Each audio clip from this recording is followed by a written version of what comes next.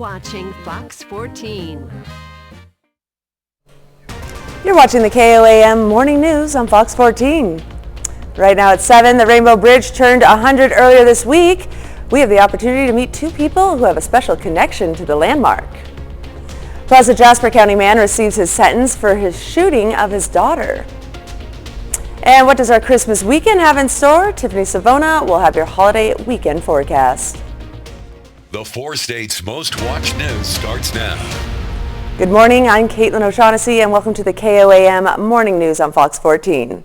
It's 7 o'clock this Thursday morning and we begin over at the Rainbow Bridge on historic Route 66 in Cherokee County, which is celebrating 100 years this week. KOAM's Fernanda Silva had the opportunity to talk to two people who have a very special connection to the iconic landmark. Joe and Kelly Casillas got married on the Rainbow Bridge on a hot day in July 2005.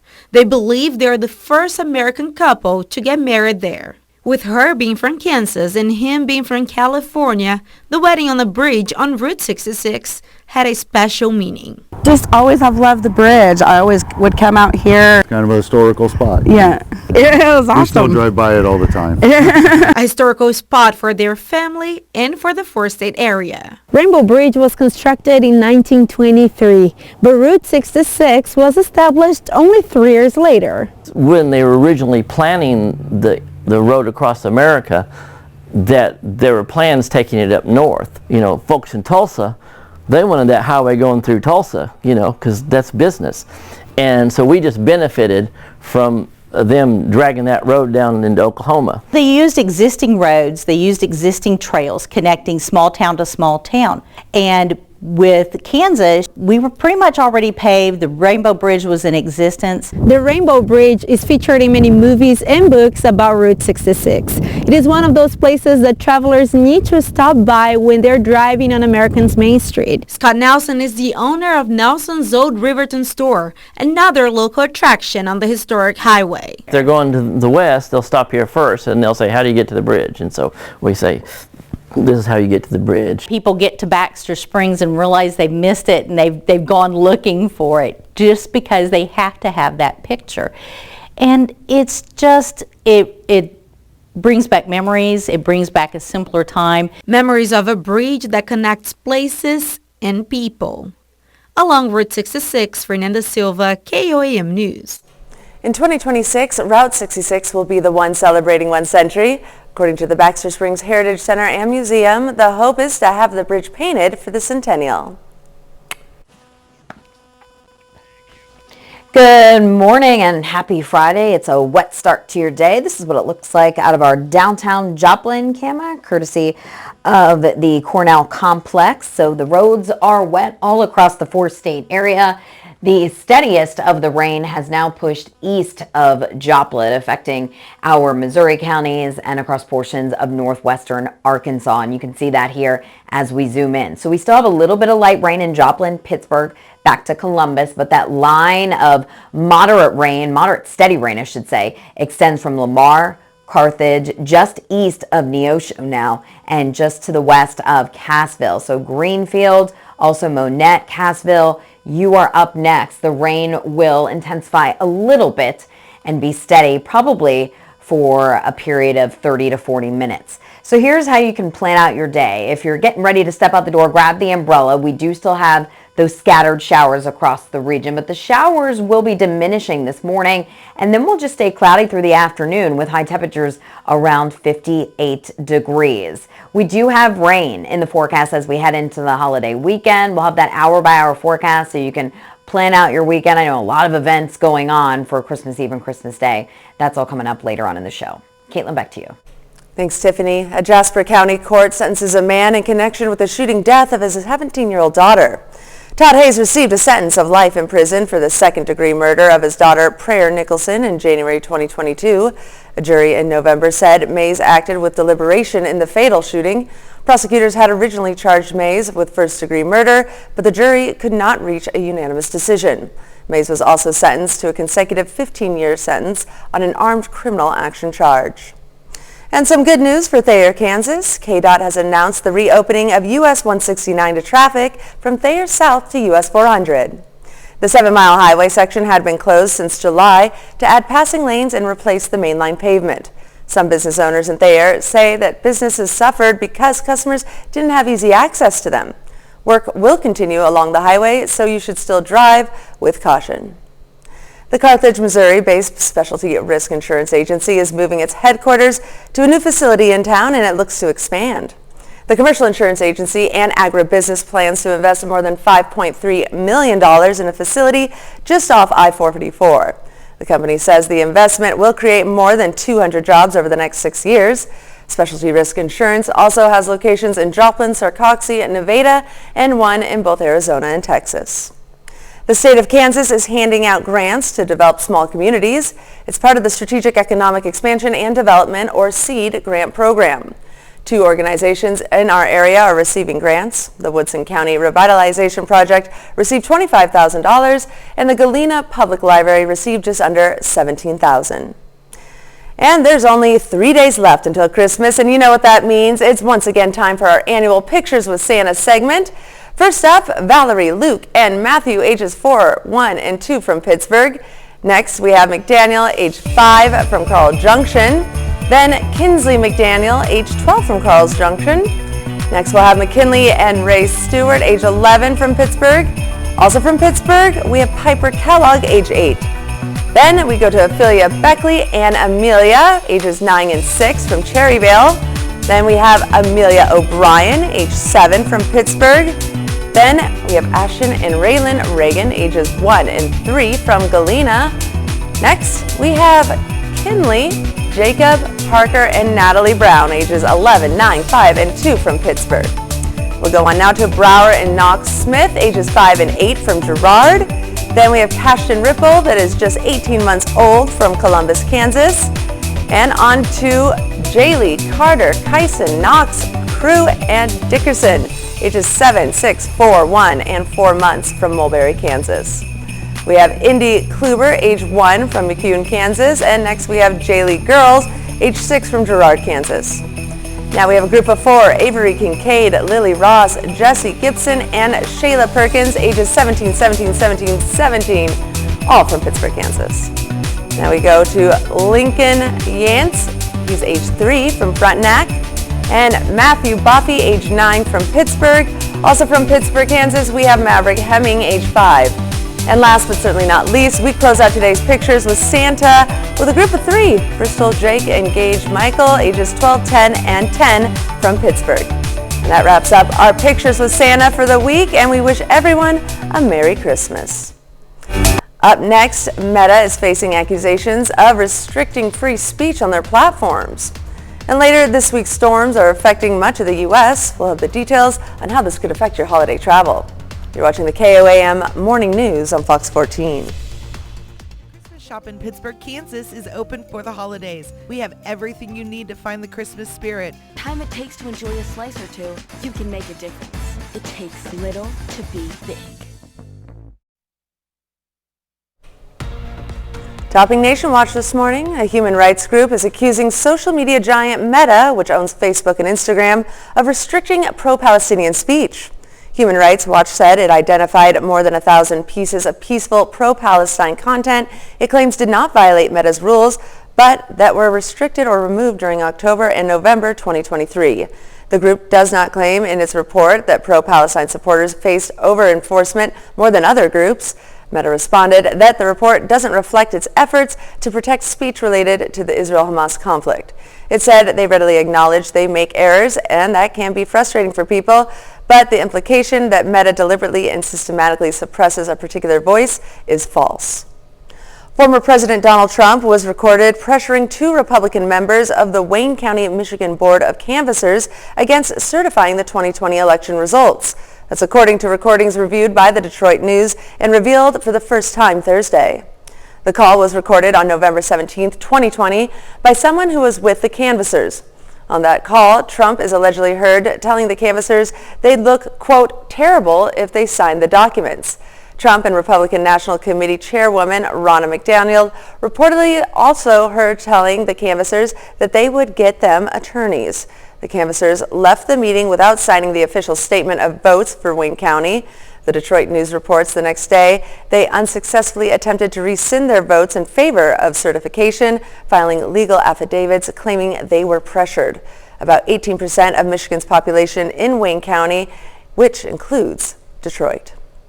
And millions of Americans are under the threat for severe weather while the Southwest braces for rain. Much of the Northeast is still grappling from holidays and powerful storms that brought flash flooding and knocked out power to hundreds of people. All of this coming as millions of Americans hit the roads and take to the skies for the Christmas holiday. Jen Sullivan reports on how it could impact your travel.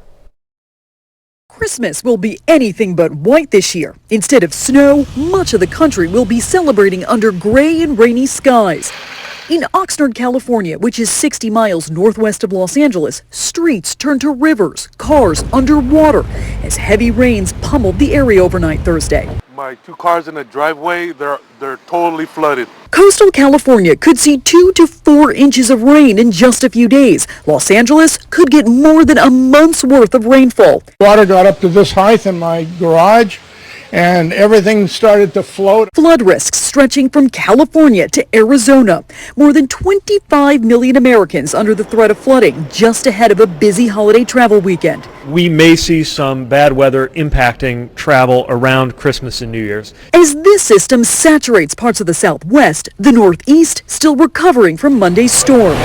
In Paterson, New Jersey, the fire department had to use military-style trucks to tread through high water and rescue people trapped in their homes Wednesday. I was scared because I didn't know what was going to happen or what to expect or if we were going to be able to get out. That same system dumping up to 6 inches of rain in parts of Maine and knocking out power to more than 400,000 people at the height of the storm.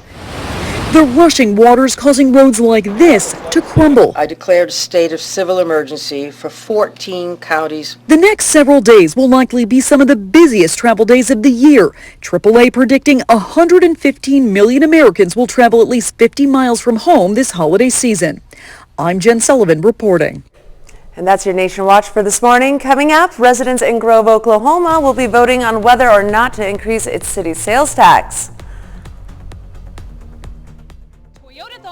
$1,500 finance cash on 2023 Tundra models and $1,000 on 2023 Tundra hybrids.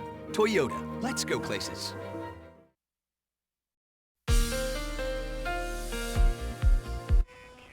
Good morning. We picked up a decent amount of rain across the 4-state area, depending on where you are located over the past 24 hours, really over the past 12 hours since the rain began last night and continues for some of you this morning. So look at Grove, Oklahoma, one of the higher totals, just under an inch. Joplin, I just updated that. We received about 0.2 of an inch with that steady rain band that moved through. So that ups our rain total to 66 hundredths. Before the rain moved in, we were about 1.5 inches below average for the month of December. So this rain is certainly helping out the region and helping out the drought situation as it continues. Nevada, we're just under 0.5 inch. Same goes for Independence, Kansas. Pittsburgh picking up 33 hundredths, and Chanute, Kansas not picking up much, 0.1 of an inch of rain. So those totals really did go down the farther west you go. Here's what our satellite and radar looks like right now. The steadiest of the rain pushing across our Missouri and also Arkansas counties. So the steadiest of the rain is now east of Joplin, but it's still raining in Joplin, Carthage. We still have rain into Miami.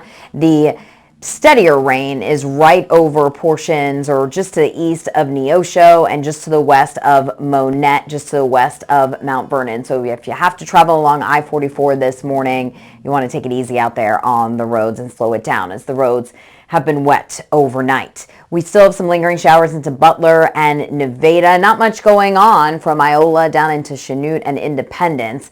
We have a lone shower out toward Eureka. Still some scattered showers working their way from southwest to northeast across Oklahoma from Pryor Creek into Veneta, Grove, Pineville, and also into Miami. So we do have the showers that will continue on and off over the next few hours before we'll start to dry things out. We are wet in Oklahoma out of our Indigo Sky Cam. Temperatures are on the mild side, lower 50s. And as we go throughout the rest of the morning, notice by 9 o'clock, most of the shower activity across our far eastern Missouri counties. So most of us drying out by 9, 10 o'clock. Can't rule out a stray shower through the afternoon, but those rain chances are going to be incredibly low. I think The weather that's going to dominate is the cloud cover, highs in the upper 50s, close to 60. Tomorrow morning, we're cloudy. We're in the 50s. Tomorrow, we're going to warm things up. Highs in the middle 60s. We may even break out to some late day sunshine. That would be nice since it's been so rainy and dreary, or it's been so dreary lately, I should say. Rainy this morning, that is. And then as we take it into Sunday, notice how the shower chances increase. Sunday morning is looking wet. We'll likely see periods of rain on and off throughout the day, maybe even a few thunderstorms. Rain could be heavy at times. We're waiting on that cold front. That'll move in late Sunday night into early Monday. That's going to bring colder air back just in time for Christmas Day. So Sunday, if you can avoid traveling on that day, it's best to do so with that rain all day long, and it could be heavy. Rain continues into Christmas morning, but that 45 will likely see that just after midnight, and then temperatures drop into the 30s after that. So it is going to end up being a chilly Christmas Day once we get into the afternoon hours. Temperatures last year, 34 degrees on Christmas Day. We even saw some snow showers, so that probably puts you in the mood. No snow showers this year, and it was quite warm back in 2021. We hit 70 degrees, so weather all over the map over the last 5 years on Christmas Day, and this year will likely be a day of change as far as our weather pattern goes. Now we're cool as we head into Tuesday and Wednesday. We'll start to see temperatures moderate as we head toward the end of next week. We can't help what you do before. Preserve history, and you can be a part of that. At the same time, you can also build wealth. Awesome. Hey, Sawyer, thanks a lot. Appreciate it.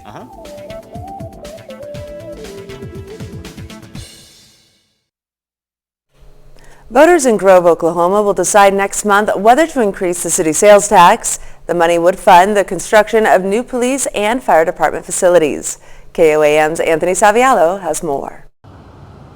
The city of Grove, Oklahoma continues to grow and flourish, and with that, the demand to keep its citizens safe grows as well. But that can be difficult when the facilities of our first responders don't meet the demand requirements. So we've outgrown our current facility, and we also have maintenance issues with the building. The building's 40 plus years old, so obviously we can't expand.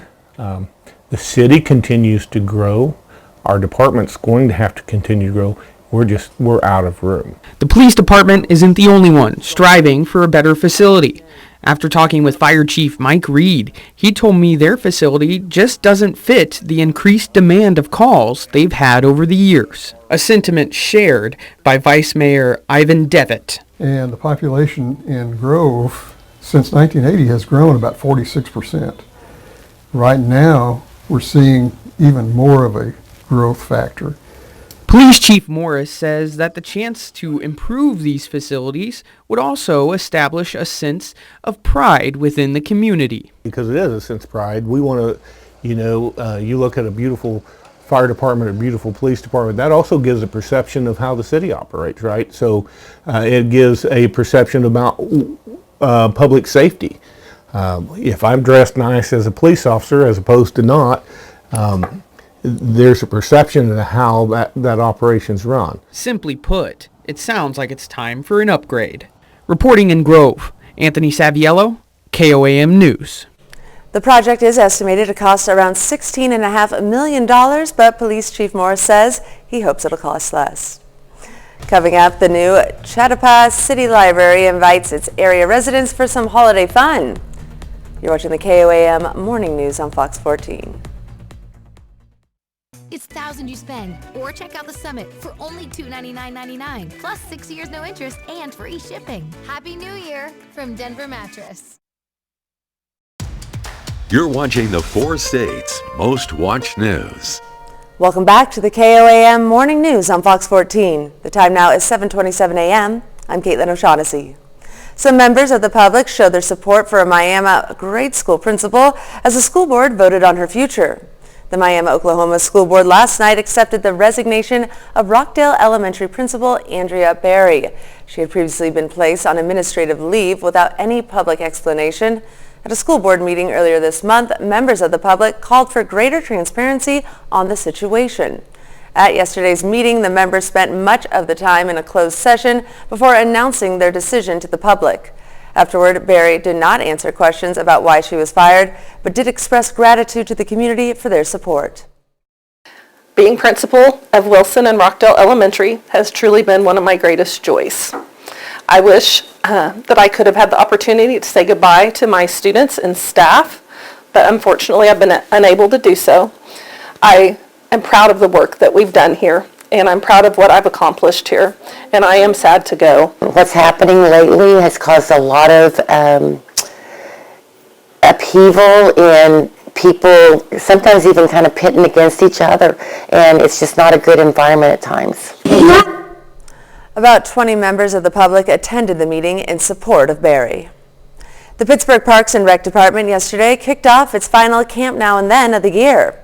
For $20 a day, kids ages 5 to 12 could head to the Lincoln Center for a number of activities, including games and crafts. Organizers say it provides a chance for kids to socialize during the holiday break. The purpose of our Camp Now and Then is to give kids an opportunity to grow socially, creativity, in a safe space while providing childcare to Southeast Kansas. The camp runs through the 29th, but it will be closed next Monday and Tuesday for the holiday. The New Chetopa City Library is hosting Christmas Fun Days. Kids can come in and decorate Christmas stockings, make Christmas ornaments, watch Christmas movies, or read Christmas books. There's even hot cocoa and plenty of holiday cheer. Santa giving us presents. The part of joy and how family gets to get together. We also are available every Friday. Our kids don't have school here, so there's craft activities set up, there's books, they can come in, get on the computers, and then we just do like holiday activity days. Kids of all ages could attend, but kids under 10 had to bring an adult. And he's a mean one, that Mr. Grinch, and deputies in north central Kansas are doing something about it. The Phillips County Sheriff's Office says it captured the holiday foe thanks to Deputy K-9 Fritz. The department also thanks the local high school band and video editors for their assistance. The Grinch is sentenced to Christmas spirit therapy. The Sheriff's Office says no Grinches were harmed in the making of this gag video. Now let's take it a tip and look at the weather. Grab that umbrella before heading out. The roads are wet in Joplin. Rain is on the light side, but it is a bit of a dreary start on this Friday before the big holiday weekend. It is a mild start with temperatures in the 50s. The steadiest of the rain pushing east of Joplin this morning, but a couple of lingering showers still remain. So the rain is a little bit more scattered just west of this band of heavier rain. So we have that steady rain from Greenfield back down into Mount Vernon, into Manette, and also down into Cassville. But west of there, the rain is a little bit more scattered back toward Neosho, Pineville, Miami, and into Pittsburgh. Here's what you can expect. Once that batch of steady rain moves east, maybe a shower or two left over this morning, and then rain chances really dropping. So we're looking at a drier afternoon. I think we're mainly dry on Saturday as well. Saturday looking like the better weekend day as far as traveling goes. Then Christmas Eve, we have rain chances going back up. So we'll have that hour by hour forecast for you. Let you know what to expect Christmas Eve and Christmas Day coming up in a little bit. Caitlin, back to you. That's a look at our top news stories coming up this half hour on the KOAM Morning News. Shannon Becker is here with us to share his big three stories of the week. Stay tuned.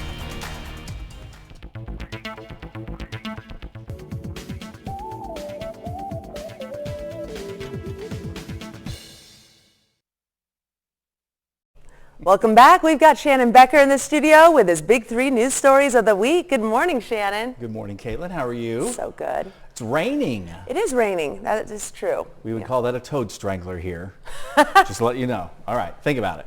It's our big three stories of the week. Let's take a look this week at top three stories live and local. Night before last, house fire. Family was away from the house, a single mom of 4, and destroyed the interior of this residence. Deputy Chief Andy Nimmo on scene told us there was fire on 3 different levels of the house. It doesn't look too bad from the outside, but definitely on the inside, now that they've shown some pictures, tore up a lot of stuff, including Christmas for 4 kids. So there's a GoFundMe now we've included on our link in the story, KOAM News Now. More updates on that fire in Joplin. Our number 2 story, Joplin News First. Look at these 2 dogs. They were stuck in a wastewater treatment pond in Monette. Can you believe? Looks horrible, does it? Yes. Monette firefighters were called over the weekend to assist the Monette dog pound and help these 2 dogs get rescued out of this pond. Oh my goodness. And so they had to get a little boat and get out there.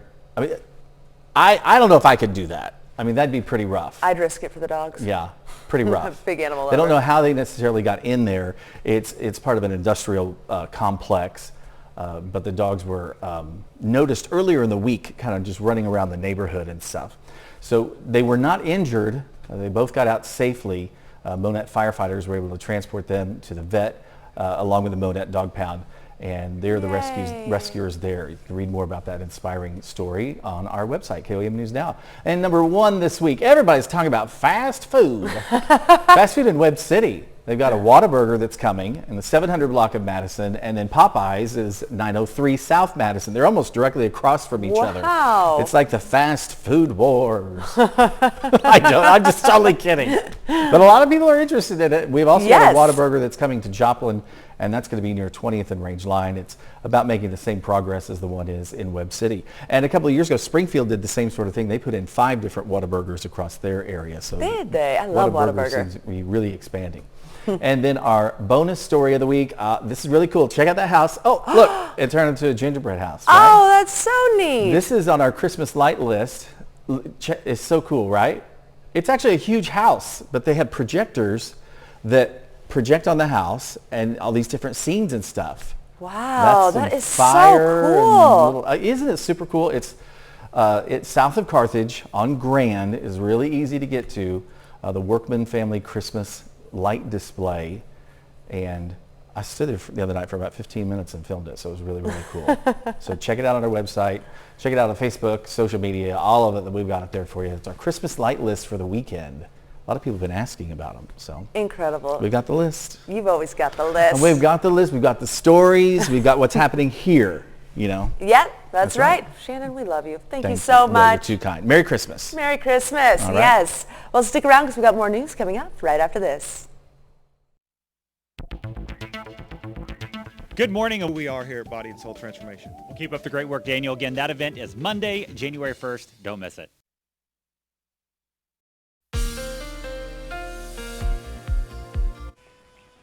It is a messy Friday morning in Joplin. Look at that view. Not pretty out there. 51 degrees. The rain has ended in Pittsburgh. Visibility a little bit better there along the interstate, but the roads are still wet. So even where the rain has stopped falling, roads are still wet. So take it easy out there.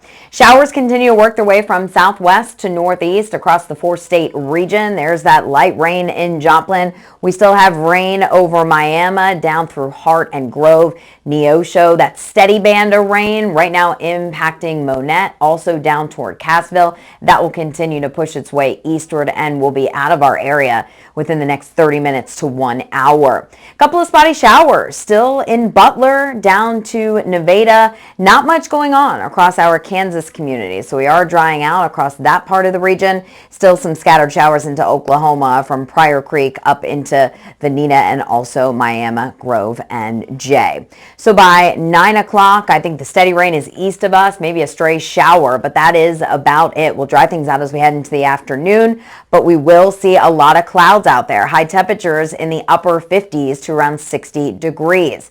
Saturday will start off cloudy, maybe a little bit of patchy drizzle, but then look at what happened Saturday afternoon. We warm things up, highs in the middle 60s. So Saturday is going to be the better travel day out of the 2 weekend days. If you can be flexible with your plans, I would say move them to Saturday, because by Sunday morning, notice the showers work their way in. Could even be a few rumbles of thunder, maybe even some heavy downpours out there, and the rain just continues really all day long on your Christmas Eve. So have that rain gear ready to go for any of those Christmas Eve festivities. Sunday evening, we're waiting on that cold front. Once that moves through late Sunday into early Monday morning, that's when we'll see those rain chances come to an end. So here's a look at your Christmas Eve and Christmas Day forecast. Rain likely Sunday, could be heavy at times. We're looking at maybe 1 to 2 inches during that time period. Rain continues into Christmas morning. That 45 for a high. We'll likely see that right after midnight, and then temperatures will be dropping After that, we'll likely end up in the 30s, so falling temperatures on Monday. How does this year stack up to the last 5 years on Christmas Day? Well, we're not going to see the snow showers like we saw last year. That probably puts you in the mood. It was 34 degrees last year on Christmas Day. Look at 2021, 70 degrees. What a change. We were back down in the 30s back in 2020, and we were hitting 70 in 2019. So the weather has really covered the gamut here in the 4-state area on Christmas Day. A little bit of everything. 7-day forecast showing that the showers wrap up this morning. Saturday, the better weekend day. We just told you that. Santa is going to be wet as he travels over the 4-state area Sunday night into early Monday morning. Monday we turn colder just in time for Christmas Day, and we keep it on the chilly side Tuesday, Wednesday. Temperatures back in the 50s by the end of next week. Caitlin, back to you. All right, in Consumer Watch this morning, porch piracy continues to grow as companies and law enforcement seek to curb it, and consumers can take action too. Theft by stealing delivery packages from residences has become such a concern that some police departments now list it as a separate theft category. An October Chamber of Commerce survey says 26% of online shoppers have been victims, but consumers and companies are fighting back. Delivery companies can let you delay packages if you're not home or divert to pickup points. Also, consider buying product warranties and shipping protections, and check credit card benefits to see if losses are covered. Mortgage rates continue to dip according to Freddie Mac, but they're still higher than this time last year. The average is about 6 2/3% for a 30-year fixed-rate mortgage. That's the lowest it's been since June, and it marks 8 straight weeks of decline. But that doesn't mean U.S. housing is cheap. Those dips follow a period of the least affordable housing market since the 1980s. Investors predict that the Federal Reserve will cut rates next year. And Honda is calling back millions of vehicles due to fuel pump issues. The National Highway Traffic Safety Administration says more than 2.5 million Honda and Acura models from 2017 to 2020 are included in the recall. The NHTSA says the recall is due to an improperly molded fuel pump part. The agency says if the fuel pump model is faulty, the vehicle's engine may not start or could stall while driving. Honda says no crashes or injuries have been reported. The automaker also says free repairs will be offered and impacted owners will be notified in February. Napa Valley winemakers are toasting to the 2023 vintage as possibly one of the best ever for both reds and whites. Extreme climate has played a role, and Cornell Barnard takes a look at the vineyard in California. Bells were ringing earlier this season for the 2023 grape harvest. Back then, few winemakers knew how good this season was going to be. I was telling someone the other day that I'm not sure we'll see another vintage like this in our lifetime. I feel as a winemaker, I feel very lucky to have experienced this vintage. Burgess Cellars winemaker Megan Zobek says anticipation for the 23 vintage is off the charts in the Napa Valley for both reds and whites. She believes there's something special about this harvest. Grapes have big energy and complexity. You just know, like when you taste it, you know, you're just like, oh my gosh, this harvest. This is incredible. I think it's going to be one of the best vintages I've worked at in Napa by hands down. These are young vines. Macy Stubstad says the cork-popping news comes after one of the longest growing seasons in a decade. Some grapes weren't harvested until October or November due to a cool spring and drought-busting rains, which slowed the ripening process but created lots of hang time on the vine. So when the vines woke up in the spring, about 2 weeks later from 2022, they came out with a lot of energy, good reserves to be able to grow, full canopies. Napa Valley grape growers with a membership of nearly 700 are also declaring 23 as one of the best. Our growers are saying high quality, high yields, which is somewhat unique, and yeah, definitely one for the record books. These vines are now dormant for the winter, but after a challenging decade of wildfires, smoke, and epic drought, there's now something worth raising a glass to. Grape growers and winemakers, this community remains they adapt. They're in farming. It's what Mother Nature throws their way. And this year, the vineyard gods seem to be smiling. The 2023 year should be ready to taste in about 1 to 3 years. As a winemaker, it's almost like that wave that you chase if you're a surfer. You always hear about it. There's legends about it. You don't know if it actually exists. And then this year we had it. That's it for Consumer Watch. We'll be right back with more after this. I'm not coming out until Casey's has thin crust. Take on Tristan Newton and 5th-ranked UConn. Can you believe this? Saturday at 7:30 Eastern on Fox. Tens of thousands of U.S. Army personnel are heading home for the holidays, including many passing through Richmond International Airport. As Cameron Thompson shows us, the departing servicemen and women received a heartwarming and unexpected show of gratitude before they boarded their flights. Any more flights between 10 and 11? Under the watchful eyes of their sergeants, Tell them what airline you're going to and they'll point you in the right direction. hundreds of enlisted soldiers make their way through Richmond International Airport. Sound amazing, right? Getting to go home, see your families. But not for deployment somewhere overseas, as instead they're staying stateside as they head home for the holidays. I'm happy. I'm ready to go see everyone. Among them, Private Amy Hernandez on her way to Lehigh Acres, Florida, where parents, siblings, and more are waiting. Big family. Hernandez enlisted in the Army 5 months ago and is currently taking her advanced training at Fort Gregg Adams, and says while basic training was hard, Now that I'm in AIT, it's not as bad. But once you get past the tough part, you're pretty much good. as for what got her through the tough part, it's the very same people she's going to see. My family, of course. It helped me a lot. And like so many of the soldiers here, it will be her first time allowed home since enlisting. Siblings, my mom, miss her the most. My dad too. Missed them a lot. The impending visit thanks to an Army tradition known as block leave, letting soldiers in basic or advanced training head home for the holidays. Just a well-run opportunity for soldiers to reset and recharge. General Gary Brito is leading the operation, his second time being involved in his career, the first happening over 30 years ago. Different uniforms, different boots, several generations. Didn't have iPhones back then. As a matter of fact, many of the soldiers have their tickets on the iPhones. But what hasn't changed is just simply caring for them. And among those helping to provide that care were members of Skipwith Baptist Church, whose members were there Monday afternoon, carrying on a years-old block leave tradition for them at RIC, singing carols and handing out gift bags to the troops. Bottle of water, some nabs, something to eat, and remind them to hug their mama when they get home.